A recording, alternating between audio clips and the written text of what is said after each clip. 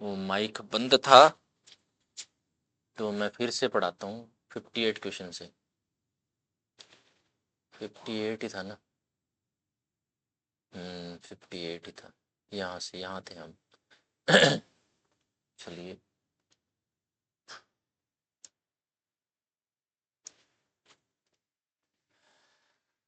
उसमें वो मैंने माइक ऑन करना मैं भूल गया था, तो 8 से 9 मिनट का वीडियो ऐसे ही बन गया था। चलिए इसमें आगे चलते हैं, 58 वाला क्वेश्चन चलते हैं।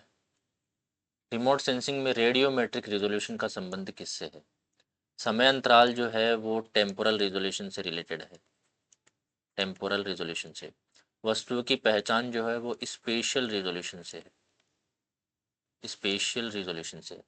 तरंग दैर्ध्य जो है वो स्पेक्ट्रल रिजोल्यूशन से। स्पेक्ट्रल रिजोल्यूशन से। जबकि ऊर्जा की सूक्ष्म भिन्नता की पहचानने की क्षमता जो है वो रेडियोमेट्रिक रिजोल्यूशन से रिलेटेड है। ये देखिए यहाँ, रेडियोमेट्रिक रिजोल्यूशन का संबंध एनर्जी लेवल से है। आपको पूछा जा सकता है कि 8 बिट का जो सेंसर है, 8 बिट का जो सेंसर है उसका एनर्जी लेवल क्या होगा, या उसका उसका जो इंटेंसिटी लेवल है वो क्या होगा। तो आपको क्या करना है, 2 को 8 पावर में देखना है, मतलब 2 को 8 बार गुणा कर लेना है। 2 गुणा 2 गुणा 2 गुणा 2 गुणा 2 गुणा 2 गुणा 2, 2 गुणा। ठीक है, तो ऐसे देखना, 2 दूनी 4, 4 दूनी 8, 8 दूनी 16, 16 दूनी 32, 32 दूनी 64, 64 दूनी 128, 128 दूनी 256। इस तरीके से देख, आपको कितने भी बिट सेंसर का एनर्जी लेवल पूछ सकता है। ठीक है, इंटेंसिटी लेवल या क्रिया लेवल जिसे हम कह देते हैं। ठीक है, जितनी अधिक रेडियोमेट्रिक रिजोल्यूशन होगी उतनी ही सूक्ष्मता से किसी सतह की परावर्तन क्षमता को अलग अलग किया जा सकेगा। ठीक है, चलिए आगे। ये देखिए, स्पेशल रिजोल्यूशन में पिक्सल का आकार देखा जाता है, स्पेक्ट्रल रिजोल्यूशन में बैंड की चौड़ाई देखी जाती है, टेम्पोरल रिजोल्यूशन में पुनः अवलोकन का समय देखा जाता है, रेडियोमेट्रिक रिजोल्यूशन में ब्राइटनेस लेवल की संख्या देखी जाती है। ठीक है, नेक्स्ट है, हवाई छायाचित्रों में शेडो का प्रमुख उपयोग क्या है? शेडो का ऊंचाई के रूप में देखा जाता है। Option number B right answer हो जाता है। ऊंचाई का अनुमान लगाने के लिए शेडो देखी जाती है। कॉनफॉर्मल प्रोजेक्शन जो है वो किसी भी मैप के कोणे को सुरक्षित रखता है। किसको? एंगल को सुरक्षित रखता है, कोण को, कोणे को नहीं, कोण को।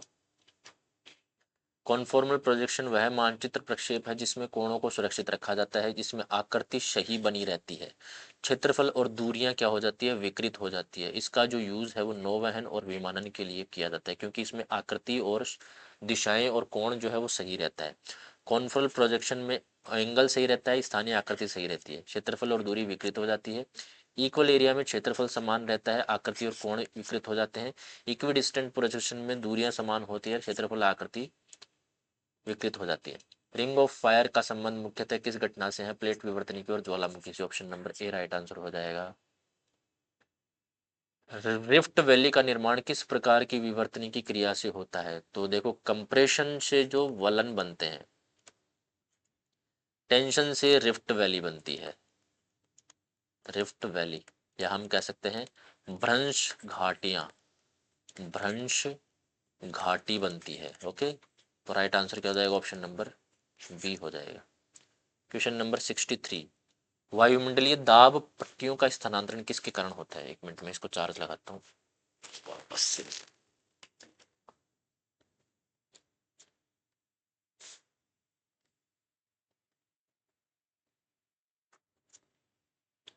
वायुमंडलीय दाब पेटियों का स्थानांतरण किससे होता है? देखो, वर्ष में जो है वो दाब पेटियां एक बार ऊपर की तरफ जाती है और एक बार नीचे की तरफ आती है। ठीक है, इसका मतलब पृथ्वी की परिक्रमण जो गति होती है उसकी वजह से दाब पेटियों का स्थानांतरण होता है। ठीक है, गर्मियों में देखो, जब उत्तरी गोलार्ध में गर्मियां पड़ती हैं तो उत्तरी गोलार्ध की जो दाब पेटियां हैं वो उत्तर की तरफ खिसक जाती है और दक्षिणी गोलार्ध की उत्तर की तरफ आ जाती है। ठीक है, और सर्दियों में उत्तरी गोलार्ध की जो दाब पेटियां है वो दक्षिण की तरफ खिसक जाती है और दक्षिण गोलार्ध की दक्षिण ध्रुव की तरफ चली जाती है। ठीक है, option number B right answer हो जाएगा। अपवेलिंग प्रक्रिया का प्रमुख प्रभाव क्या है? देखो, अपवेलिंग जो प्रोसेस होती है वो होती है महासागरीय धाराओं के केस में। इसमें क्या होता है, जैसे मान लो ये किनारा है, यूरोप वाला ये किनारा हो गया, नहीं यूरोप वाला नहीं, मैं बनाता हूँ देखो, ये अफ्रीका वाला किनारा है, ठीक है, ये अफ्रीका वाला किनारा। यहाँ पर एक धारा चलती है, कनारी की धारा, और ये कनारी की जो धारा है वो ठंडी धारा है।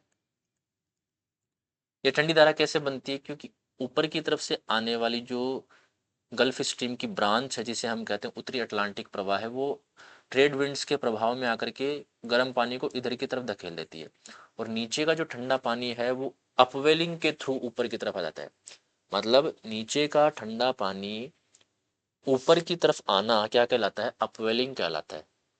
इस अपवेलिंग से क्या होता है? नीचे से न्यूट्रिशन ऊपर की तरफ आते हैं, जिससे उस जगह पर मछलियों का कंसंट्रेशन बढ़ जाता है।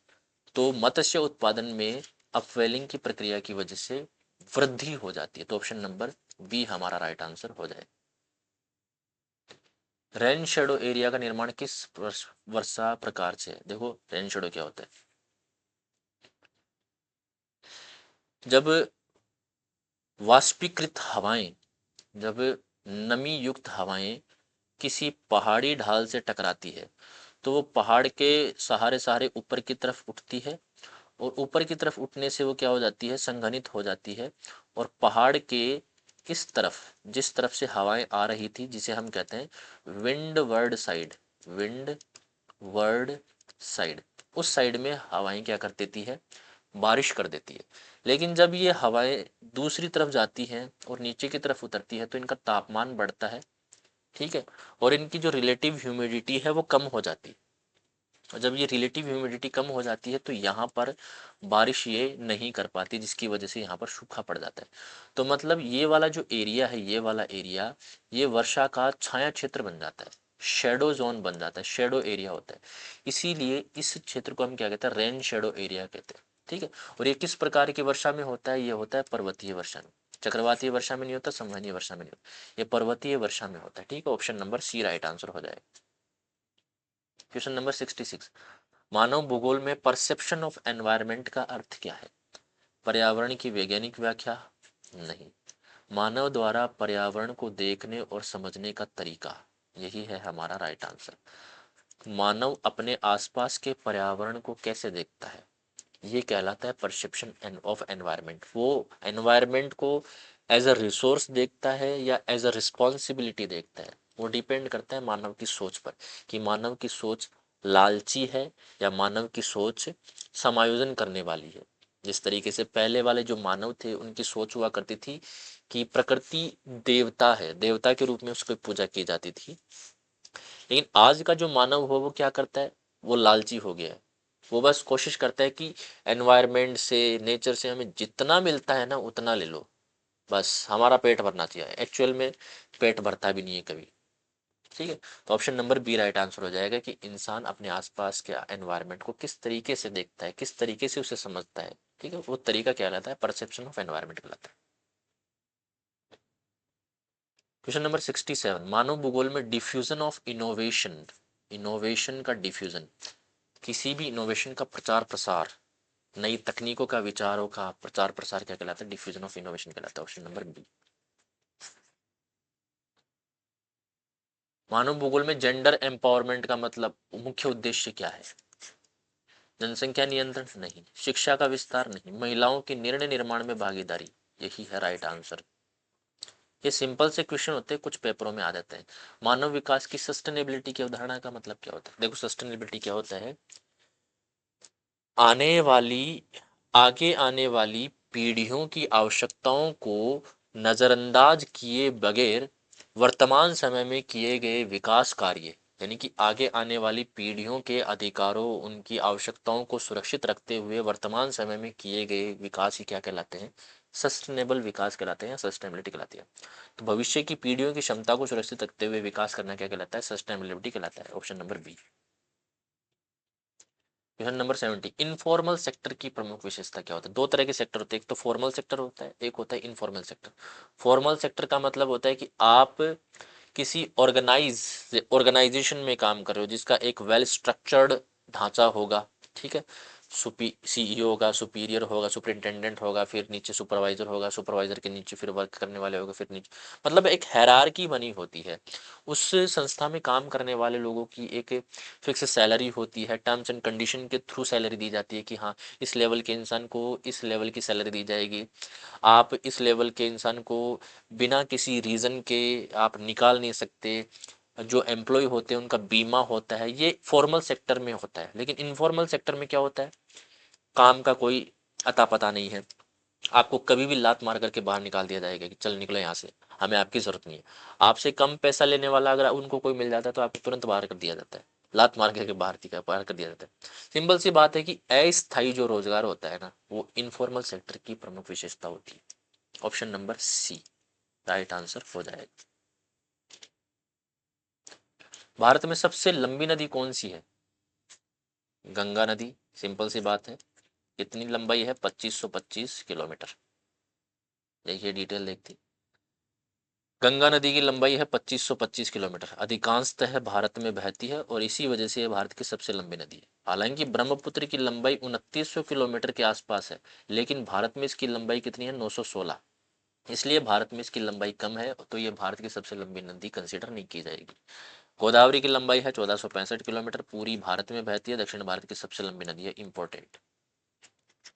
यमुना की लंबाई है 1376 किलोमीटर, पूरे भारत में बहती है, गंगा की प्रमुख सहायक नदी, इंपॉर्टेंट। गंगा की सबसे लंबी सहायक नदी कौन सी है? ये है यमुना। ठीक है, चलिए, भारत में सर्वाधिक जल विद्युत उत्पादन क्षमता किस नदी बेसिन में? सिंपल सी बात है, ब्रह्मपुत्र नदी बेसिन में। पहाड़ों से निकल करके आती है, ऊंचे ऊंचे पहाड़ों से चल करके आती है। भारत में जल विद्युत उत्पादन का सबसे बड़ा स्रोत हिमालयी नदियां हैं। इस इनमें से ब्रह्मपुत्र नदी बेसिन विशेषकर अरुणाचल प्रदेश और असम वाले क्षेत्र में सबसे अधिक जल विद्युत क्षमता अपने पास ही रहकर रखती है।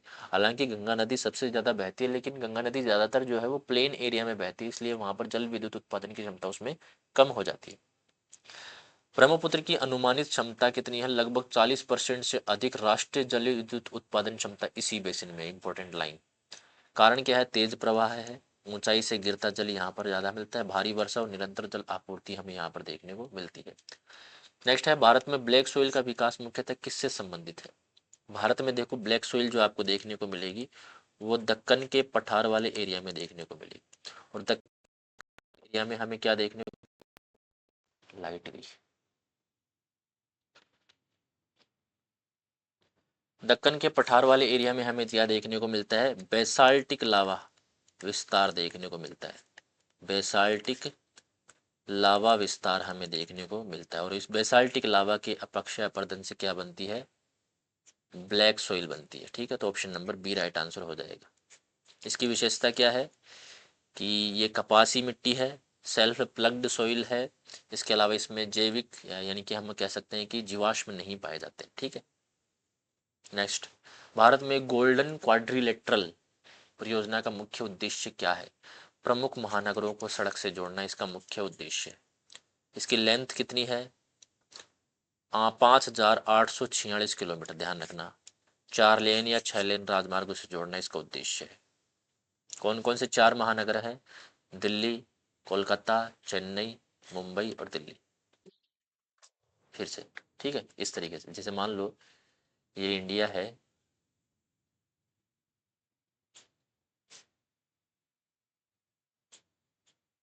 इस तरीके से, तो दिल्ली से कोलकाता, कोलकाता से चेन्नई, चेन्नई से मुंबई और मुंबई से वापस से दिल्ली, ये गोल्डन क्वाड्रिलेटरल हो गया। नेक्स्ट, भारत में सबसे अधिक जनसंख्या वृद्धि दर किस राज्य में पाई जाती है? सिंपल सी बात है, Meghalaya. According to 2011 census, Meghalaya had India's highest decadal population growth rate at around 27.95%, underline कर लेना। बिहार थर्ड हाईएस्ट है 25.42%। सेकंड हाईएस्ट बताइए आप लोग। क्वेश्चन नंबर 76, स्थलाकृतिक मानचित्रों में रिलेटिव हाइट किससे ज्ञात की जाती है? देखो अभी अरावली वाला एक, अरावली बचाओ वाला, सेव अरावली वाला कॉन्सेप्ट आया था, जिसमें सुप्रीम कोर्ट ने कहा था क्या, कि रिलेटिव हाइट उसकी क्या देखी जाएगी? रिलेटिव हाइट देखी जाएगी। एक तो होती है मीन सी लेवल से हाइट होती है और एक रिलेटिव हाइट होती है। मीन सी लेवल से मतलब समुद्र तल से ऊंचाई अगर हम देखें तो अरावली पूरी तरह बची हुई है, लेकिन रिलेटिव हाइट अगर हम देखते हैं तो स्थानीय स्तर से हाइट देखी जाती है, स्थानीय स्तर से उसकी हाइट देखी जाती है भाई साहब। तो स्थानीय स्तर से हाइट देखने का मतलब हो तो वो स्थानीय स्तर में आप कहीं पर भी लगा देंगे, ठीक है। तो सिंपल सी बात है, इसमें समोच्च रेखाएं देखी जाती है, दो समोच्च रेखाओं के बीच की दूरी, यहाँ से इसकी हाइट देखी जाती है तो ये रिलेटिव हाइट होगी, यहाँ से इसकी हाइट देखी जाती है तो ये रिलेटिव हाइट, मतलब आप जो है वो रिलेटिविटी कहीं से भी निर्धारित कर सकते हैं, ठीक है। तो रिलेटिव हाइट किससे ज्ञात की जाती है? समोच्च अंतराल से ज्ञात की जाती है, ऑप्शन नंबर बी। मानचित्रों में नॉर्थ लाइन का उपयोग किस लिए किया जाता है? मानचित्रों में सबको पता है एक नॉर्थ लाइन बनी होती है, इसका मतलब किससे किया जाता है, किसके लिए किया जाता है? दिशा निर्धारण के लिए किया जाता है। इसके 90 डिग्री वाली जो होगी वो पूर्व होगी, इसके 180 वाली क्या होगी? वो होगी दक्षिण, इसके 240 वाली क्या होगी? पश्चिम। यही है ना? देखिए मैं बता देता हूँ आपको थोड़ा सा। 90 जोड़ेंगे पूर्व हो जाएगा, 90 जोड़ेंगे दक्षिण हो जाएगा, 90 जोड़ेंगे 240 होगा क्या, 260 होगा। ये जीरो, जीरो का मतलब 90 डिग्री, 90 का मतलब पूर्व,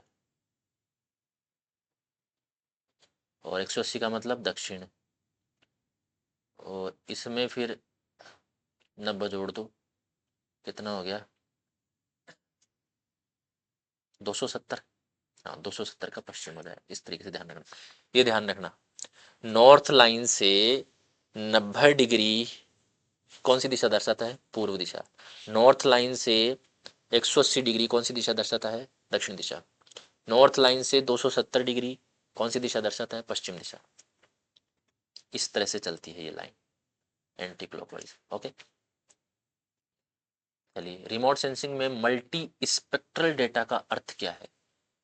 रिमोट सेंसिंग में मल्टी स्पेक्ट्रल डेटा का क्या अर्थ है?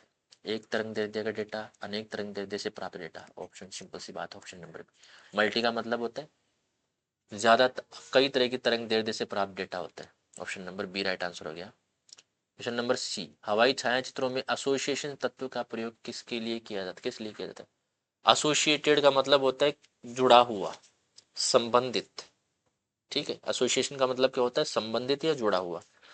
तो आसपास की वस्तुओं के आधार पर किसी चीज की पहचान की जाती है तो वो एसोसिएशन होता है, ठीक है, रिमोट सेंसिंग में। देखिए, हवाई छायाचित्रों एरियल फोटोग्राफ्स की व्याख्या में कई तत्वों का प्रयोग किया जाता है। रंग, shape, size, shadow, texture, pattern, site, association. इसमें एसोसिएशन का अर्थ होता है किसी वस्तु को उसके आसपास की वस्तुओं के संदर्भ के आधार पर पहचाना जाता है। जैसे कि यदि छायाचित्र में रेलवे स्टेशन दिख रहा है तो इसका मतलब उसके आसपास क्या होंगी? रेलवे लाइनें होंगी। स्कूल भवन अक्सर खेल मैदान के साथ दिखाई देता है। कारखाने के पास चिमनियां और गोदाम होती है। ये एसोसिएशन का एग्जाम्पल है, ठीक है। मानचित्रों में इक्वल एरिया प्रोजेक्शन, एरिया क्या होता है? बराबर दिखाया जाता है। तो सिंपल सी बात है, इस किस गुण को सुरक्षित रखता है? एरिया वाले गुण को सुरक्षित रखता है। ऑप्शन नंबर सिंपलीस्ट क्वेश्चन की कैटेगरी में आता है। क्वेश्चन नंबर 81, हॉटस्पॉट ज्वालामुखी गतिविधि का सबसे उपयुक्त उदाहरण कौन सा है? एंडीज पर्वत, ये हॉटस्पॉट में नहीं आता, ये कन्वर्जेंस प्लेट बाउंड्रीज के आसपास आता है, तो ये नहीं होगा। हिमालय पर्वत, यहाँ पर ज्वालामुखी क्रियाएं नहीं होती है, तो ये तो बिल्कुल नहीं होगा। आइसलैंड, ये डाइवर्जेंस प्लेट बाउंड्रीज पर है, तो ये नहीं होगा। तो हवाई द्वीप समूह जो है वो हॉटस्पॉट का एग्जाम्पल, बेहतरीन एग्जाम्पल है। Option number C, option number C right answer हो जाएगा। क्वेश्चन नंबर 82, इंसोलेशन की मात्रा में सर्वाधिक भिन्नता किस कारण से होती है? अक्षांश, ऊंचाई, वनस्पति या महासागरीय धारा? इंसोलेशन की मात्रा में सर्वाधिक भिन्नता किस कारण से होती है?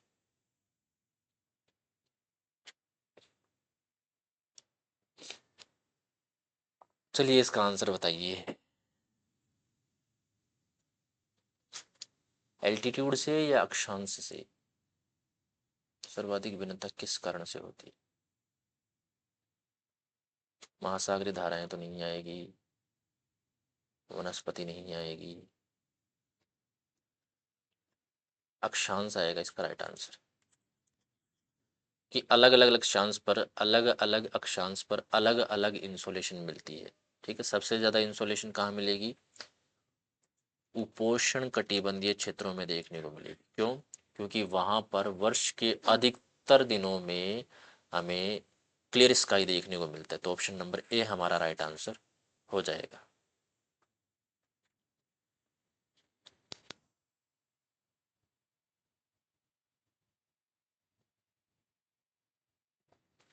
सी फ्लोर स्प्रेडिंग सिद्धांत का प्रत्यक्ष प्रमाण क्या माना जाता है? ज्वालामुखी? नहीं। महासागरीय धाराएं? नहीं।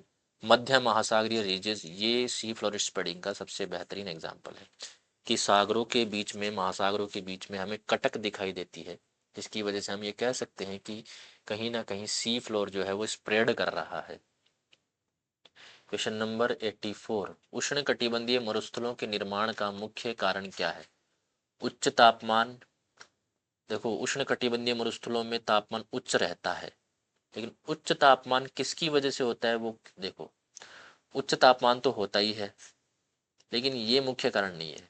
महासागरीय धाराएं, हालांकि महासागरीय धाराएं भी मरुस्थलों के निर्माण में प्रभावी होती हैं, जिम्मेदार होती है, लेकिन मुख्य कारण ये नहीं है। पर्वतीय अवरोध नहीं, ये तो कोई कारण है ही नहीं। अवरोही वायु धाराएं। देखो, ज्यादातर जो मरुस्थल है ना, उष्ण कटिबंधीय मरुस्थल, वो है उपोष्ण कटिबंधीय क्षेत्रों में। कौन से क्षेत्रों में? उपोष्ण कटिबंधीय क्षेत्रों में। और उपोष्ण कटिबंधीय क्षेत्रों की अगर हम बात करें तो ये उच्च वायुदाब के क्षेत्र हैं। कौन से क्षेत्र हैं? उच्च वायुदाब के क्षेत्र हैं। ठीक है, उपोष्ण कटिबंधीय क्षेत्र कौन से क्षेत्र हैं? उच्च वायुदाबी क्षेत्र है। और उच्च वायुदाब का मतलब क्या होता है कि हवाएं जो होती है वह ऊपर से नीचे की तरफ आती है। हवाएं क्या होती हैं?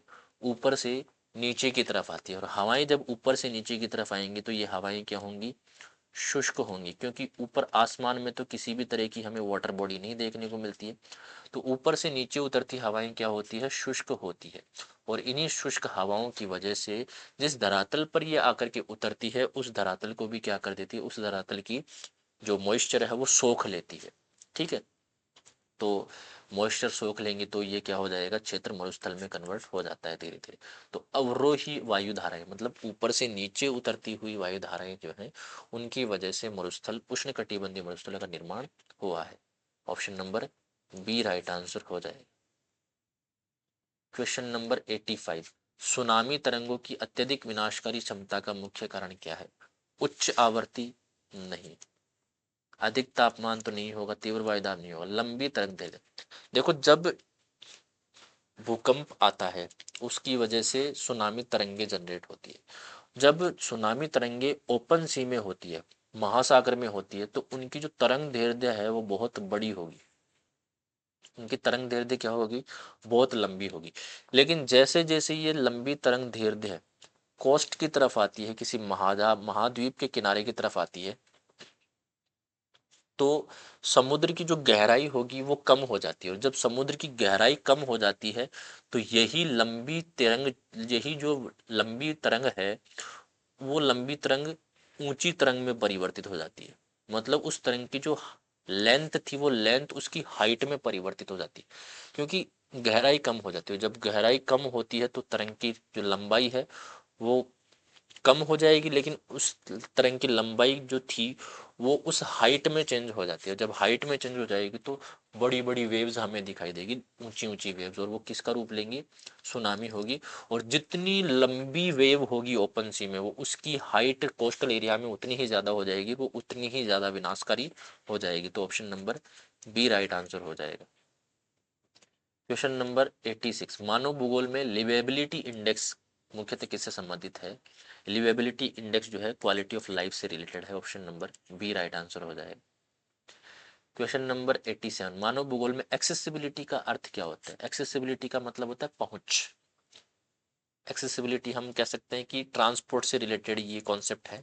ठीक है, तो ट्रांसपोर्ट से रिलेटेड कॉन्सेप्ट है, किसी स्थान की जनसंख्या नहीं होगा, संसाधनों की उपलब्धता नहीं होगा, ये अवेलेबिलिटी होती है, नॉट एक्सेसिबिलिटी। ये होता है किसी स्थान तक पहुंचने की सरलता, उस स्थान की क्या कहलाती है? एक्सेसिबिलिटी कहलाती है। जैसे अगर आप किसी गांव दूर दराज एरिया में जाओगे तो वहाँ की एक्सेसिबिलिटी बहुत कम होगी, क्योंकि वहाँ पर पहुँचने के साधन बहुत कम होंगे, तो वहाँ पर आप इजीली नहीं पहुँच पाओगे, आपको साधन बहुत कम देखने को मिलेंगे। लेकिन अगर आप किसी शहर की बात करें तो वहाँ की एक्सेसिबिलिटी बहुत ज़्यादा होती है। क्यों? वहाँ पर जाने के साधन बहुत ज़्यादा होंगे आपके पास। ठीक है, तो ऑप्शन नंबर सी है कि किसी स्थान तक कितनी आसानी से पहुँचा जा सकता है, उस स्थान की उतनी ही एक्सेसिबिलिटी ज़्यादा होगी। नेक्स्ट क्वेश्चन है क्वेश्चन नंबर 88, मानव विकास की पार्टिसिपेशन अवधारणा का क्या अर्थ है? सिंपल सी बात है, पार्टिसिपेशन का मतलब होता है कि आप विकास की प्रक्रिया में कितनी भागीदारी निभा रहे हैं। सरकार ही सब कुछ नहीं करती है, इंसान जो होता है उसे लोकल लेवल पर भी अपनी भागीदारी निभानी पड़ती है, सक्रिय भागीदारी निभानी पड़ती है, ताकि ओवरऑल ह्यूमन डेवलपमेंट हो सके। आप लोग सरकार के भरोसे बैठे हो कि हमारी जो सरकार है वही हमारा विकास करेगी, ह्यूमन डेवलपमेंट वही करेगी ना। हर एक इंसान को अपनी तरफ से अपनी जो भूमिका है वो निभानी पड़ती है। ठीक है, उसे ही हम कहते हैं पार्टिसिपेशन। तो विकास प्रक्रिया में लोगों की सक्रिय भागीदारी क्या कहलाती है? पार्टिसिपेशन कहलाती है। Option number B. Question number 89, labour force participation rate का तात्पर्य क्या है? लेबर फोर्स पार्टिसिपेशन रेट की मतलब जनसंख्या में कितने लोग कार्य कर रहे हैं, जनसंख्या में कितने लोग कार्य कर रहे हैं, वही क्या कहलाता है? लेबर फोर्स पार्टिसिपेशन रेट कहलाता है। कार्यशील जनसंख्या का अनुपात ही क्या कहलाता है? कार्यशील जनसंख्या का अनुपात, proportion of working population is called labour force participation rate. Option number B right answer हो जाएगा। क्वेश्चन नंबर 90, माइग्रेशन स्ट्रीम शब्द का प्रयोग किस संदर्भ में किया जाता है? प्रवासन की दिशा और मात्रा के लिए। Direction and volume of migration क्या कहलाता है? माइग्रेशन स्ट्रीम कहलाता है। Option number B right answer हो जाएगा। क्वेश्चन नंबर 91, भारत में सबसे अधिक तटीय लंबाई किस राज्य की है? सबको पता है गुजरात राज्य की लंबाई, तटीय लंबाई जो है वो सबसे ज्यादा है। देखिए कुछ राज्यों की लंबाई यहाँ पर दे रखी है। नवीनतम सर्वेक्षण 2023-24 के अनुसार भारत की कुल तटीय लंबाई 11,098.81 किलोमीटर है। ये गृह मंत्रालय के अकॉर्डिंग है। तो गृह मंत्रालय ने जो लेंथ है वो बदल दी है। ठीक है, उसके अकॉर्डिंग कितनी है? 11,098.81 किलोमीटर। पहले कितनी थी? 6100 किलोमीटर। अगर हम महाद्वीप द्वीपों को निकाल दे तो द्वीपों को अगर हम ऐड करें तो कितनी होती है? 7500। एक मिनट, ये चार्ज लाइट आ रही है क्या यार? ये क्लास बदल जाएगी बीच में, लाइट नहीं आई यार। चलिए जब तक चलता है तब तक तो चलाते हैं इसे। जल्दी जल्दी करते हैं हम सब क्वेश्चन। ये आप लोग देख लीजिएगा, गुजरात की सबसे ज़्यादा, आंध्र प्रदेश की सेकंड नंबर पे है। और भारत में सर्वाधिक, जल्दी से करते हैं, सर्वाधिक जूट उद्योग किस राज्य में केंद्रित है? पश्चिम बंगाल में। Option number C right answer हो जाएगा।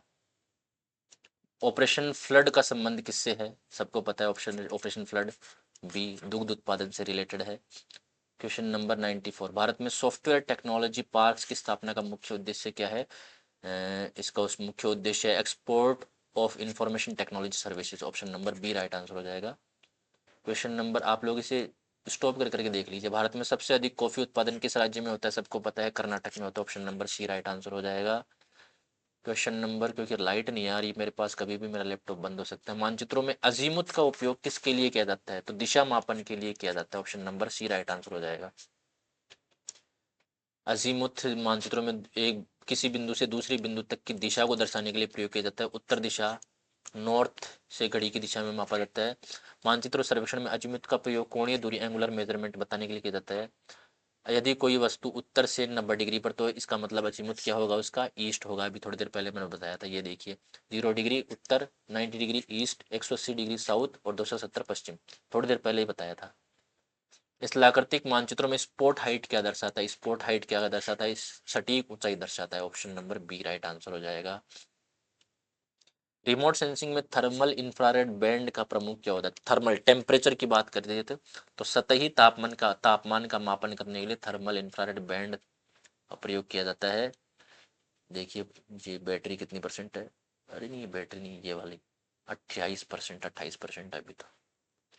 हवाई छायाचित्रों में साइज तत्व का उपयोग किसके लिए किया जाता है? दूरी मापने के लिए, वस्तुओं की पहचान के लिए, बड़ी साइज की वस्तुएं, छोटी साइज की वस्तुएं, ये मापने के लिए किया जाता है। देखिए ये रहा। हवाई छायाचित्रों की व्याख्या। एरियल फोटो इंटरप्रिटेशन में साइज यानी कि आकार एक महत्वपूर्ण तत्व है। इसका उपयोग विभिन्न वस्तुओं को पहचानने के लिए किया जाता है, जैसे घर और फैक्ट्री। घर की साइज अलग होती है, फैक्ट्री की साइज अलग होती है। सड़क और रेलवे लाइन, सड़क की साइज अलग होती है, रेलवे लाइन की साइज अलग होती है। पेड़ और झाड़ियाँ, वस्तुओं का रिलेटिव साइज देखकर हम ये समझ सकते हैं कि छायाचित्र में दिखाई देने वाली वस्तु क्या है। लास्ट क्वेश्चन है, मानचित्र प्रक्षेपों में अजीमुथल प्रोजेक्शन की प्रमुख विशेषता क्या है। अजीमुथल प्रोजेक्शन की प्रमुख विशेषता क्या है। अभी थोड़ी देर पहले हमने देखा था कि दिशा की बात की जाती है, ठीक है। केंद्र से दिशा की जो शुद्धता है वो अजीमुथल प्रोजेक्शन की एक प्रमुख विशेषता है। Option number C right answer हो जाएगा। तो दोस्तों ये थी हमारी आज की क्लास, ये आप लोग देख लेना। केंद्रीय बिंदु से सभी दिशाओं को सही रूप से दर्शाता है। इस कारण से यह प्रक्षेप ध्रुवीय क्षेत्रों और वायु समुद्री नेविगेशन में उपयोगी होता है। अजीमुथल की प्रोजेक्शन की केंद्रीय बिंदु से अजीमुथल सही रहती है। दूरी और क्षेत्रफल में विकृति हो सकती है, ध्यान रखना। इसे अक्सर पोलर प्रोजेक्शन के रूप में प्रयोग किया जाता है। नेविगेशन और रेडियो संचार में उपयोगी क्योंकि यह केंद्रीय बिंदु से सही दिशा को दिखाता है। तो ये थी हमारी क्लास आज की। अगर आप लोगों को ये क्लास पसंद आई हो तो लाइक ज़रूर करें, बेल आइकन को प्रेस कर ले, सब्सक्राइब कर ले, ठीक है। चलिए मिलते हैं नेक्स्ट क्लास में, तब तक के लिए अपना ध्यान रखिए। नेक्स्ट क्लास में हम लोग पेपर सेट थर्ड करेंगे, सेट थर्ड करेंगे जिसमें एमसीक्यूज होंगे 100, ठीक है। अभी तक हमने 200 क्वेश्चन कर लिए हैं, 200 एमसीक्यूज कर लिए हैं, ओके। चलिए मिलते हैं, जय हिंद।